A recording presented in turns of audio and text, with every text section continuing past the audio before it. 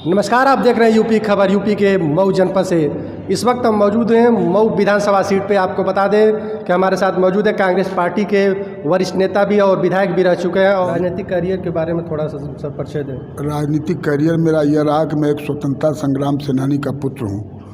सन 1983 में इस फतेहपुर मंडाओं का ब्लॉक प्रमुख हुआ और 89 में एमएलए हुआ। फिर दूसरे बार दोबारा हम चुनाव लड़े, 91 में एमएलए हुआ, लेकिन अल्प समय का था, बहुत कम समय तक विधानसभा चली। उसके बाद मैं चुनाव लड़ रहा हूँ। पिछले बार भी मैं चुनाव लड़ा था कांग्रेस पार्टी से ही, अच्छा वोट भी पाया, सेकंड नंबर पर मैं रहा। और फिर इस बार दोबारा चुनाव कांग्रेस पार्टी से ही लड़ा हूँ। सर, कांग्रेस पार्टी ने इस बार आपको टिकट दिया है। इस बार कांग्रेस पार्टी की रणनीति क्या है इस चुनाव में? कांग्रेस पार्टी अपने विचारों की पार्टी है। यह इसके विचार हैं देश की आज़ादी की लड़ाई से लेके 70 वर्ष तक जो भारतीय जनता पार्टी के लोग बोलते हैं कि कांग्रेस ने क्या किया। अब मैं उसका उत्तर ये देता हूँ कि कांग्रेस पार्टी ने क्या नहीं किया। जिस देश में सुई नहीं बनती थी उस देश में हवाई जहाज़ बनाया कांग्रेस पार्टी ने, और गरीबों को, मुस्लिमों को, हिंदू को, मुसलमान को, जितनी सिख को, ईसाई को, हर धर्मों को लेकर चला। लेकिन इधर जातिवाद का ऐसा नंगा नाच लोगों ने कर दिया पूरे पार्टियों ने, जिससे कांग्रेस पार्टी एक ऐसी पार्टी जो अपनी जात का नाम नहीं बोलती कि मैं इस जात को लेकर चलता हूँ। वो सर समाज को लेकर चलने वाली पार्टी है, और उसमें ये जात का इतना नंगा नाच होगा। उसमें कांग्रेस पार्टी अपने उस विचारों की वजह से कि हम जात की नहीं हैं और पीछे हट गई। सर बोलिए। आज कांग्रेस पार्टी प्रियंका गांधी के नेतृत्व में उत्तर प्रदेश में एक अपनी जो खोई उसकी ज़मीन थी उसकी तलाश कर ली है, और कांग्रेस पार्टी प्रियंका गांधी के नेतृत्व में आगे बढ़ने का हम प्रयास कर रहे हैं। सर, देखा ये जा रहा कि कहीं ना कहीं मधुबन विधानसभा सीट पे कांग्रेस पार्टी ने बृजेश पांडे जी को टिकट दिया। वहीं मधुबन सीट से देखा जा रहा तो सपा ने सुधाकर सिंह को टिकट दिया, और सुधाकर सिंह ने 2 दिन पहले नामांकन भी कर दिया था। और हाल ही में मधुबन सिंह का टिकट काट को बृजेश पांडे जी को टिकट दे दिया। क्या इसका असर पड़ेगा? क्योंकि ब्राह्मण समाज का इन्होंने कार्ड खेला है, समाजवादी पार्टी ने कार्ड खेल दिया। देखिए, उमेश पांडे भी और सुधाकर सिंह दोनों आदमी यहाँ से विधायक रहे। सुधाकर सिंह भी 5 वर्ष यहाँ का नेतृत्व किया, उन्होंने समाजवादी पार्टी के टिकट पे चुनाव जीते। उमेश पांडे भी 10 वर्ष इस विधानसभा का नेतृत्व किया है। हम घूम रहे क्षेत्रों में, इन लोगों ने कुछ काम नहीं किया, केवल निधि को बेचा है। और राजनीति में जो निधि को बेचा है, समाज में कुछ किया भी। मैं कल घूम रहा था कैथौली गांव में, एक यादव जी ने हमसे कहा कि साहब मैं वोट समाजवादी पार्टी को नहीं दूंगा। क्यों? इसलिए कि उमेश पांडे जी हमारे पास इस क्षेत्र के विधायक रहे 10 वर्षों तक। एक मातमूली में हैंड पाइप मांगा और हैंड पाइप भी हमको नहीं दिया, और केवल उन्होंने पूरे क्षेत्र में अपने निधि को बेचा है। काम के नाम पर उन्होंने कुछ नहीं किया।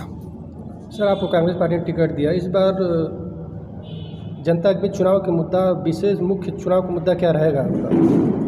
मेरा तो मुद्दा व्यक्तिगत ये है कि मैं भी 2 बार विधायक रहा, तो इस क्षेत्र में जब मैं विधायक था तो उस समय निधि नहीं मिलती थी।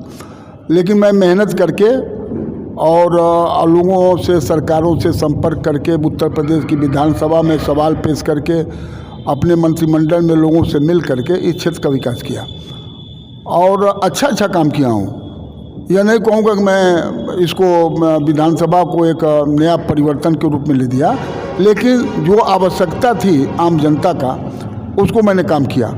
जैसे आप ले लीजिए ढिलई फिरोज, वहाँ चले जाइए आप, मम्मूसराय गांव है। मम्मूसराय गांव में लोग पानी हेल करके, और औरतें उसमें उस गांव में जाती थी, फरही नाला बोलता है। तो उस पर मैं देखा उसको, तो मैंने वहाँ पुल बनवाया। ताजपुर को देखा, वहाँ पुल बनवाया। तो मैं छोटे छोटे, एक आप यहाँ चले जाइए सिंघासी गांव है, परसुपुर से जोड़ता है सिंघासी को, वहाँ 2 पुल बनवाया। जबकि उसमें ब्राह्मण नहीं रहते हैं, उसमें पिछड़ी जात के लोग, अनुसूचित जात के लोग हैं, लेकिन मैंने पुल बनवाया अपने समय, उस 12 महीने के कार्यकाल में। आज के तारीख में निधि मिलती है लोगों को, और सरकारें भी रही हैं। सरकार के नाम पर पिछले बार चुनाव जीता दारा चौहान को कि हम सरकार बना रहे हैं भारतीय जनता पार्टी का। लोगों को बड़ा विश्वास था कि हम क्षेत्र का बहुत लंबा विकास करेंगे, लेकिन कुछ नहीं हुआ।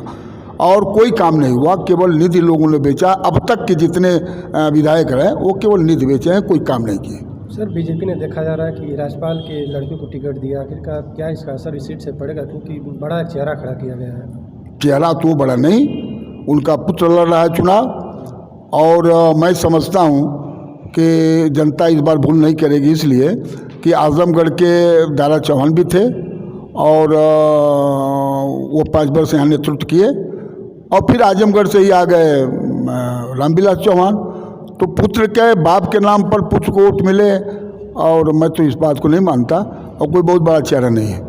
सर देखा ये जा रहा है कि जैसे विपक्ष की भूमिका में समाजवादी पार्टी रही, बसपा रही, और 1-2 वर्षों से देखा जा रहा है कि उनकी कांग्रेस पार्टी में प्रियंका गांधी जी काफ़ी एक्टिव हैं। क्या लग रहा है, क्या असर पड़ेगा? कांग्रेस पार्टी में प्रियंका गांधी की बात हम लोग पहुंचाने के लिए तत्पर हैं कि प्रियंका गांधी ने कहा कि आप हमारी सरकार बनाओ, हम जो इंटर लड़कियां पढ़ती हैं उनको हम स्मार्टफोन देंगे, हमको चुनाव जिताओ, जो लड़कियां BA पास करी उनको स्कूटी देंगे।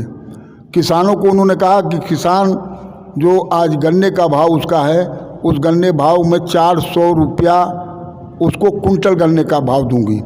उन्होंने कहा कि किसानों से जो गेहूं का है वो 2500 रुपया कुंटल गेहूं का भाव हम किसानों को देंगे, धान भी 2500 रुपया देंगे।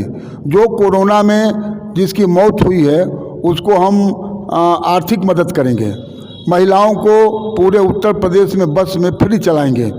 यह प्रियंका गांधी ने जो अपनी योजना दे करके उत्तर प्रदेश की जनता के सामने रखा है, उसका असर पड़ रहा है। सर प्रियंका गांधी जी ने अगर देखा जाता है तो उत्तर प्रदेश के चुनाव में 40% टिकट लड़कियों की देने की बात कही है।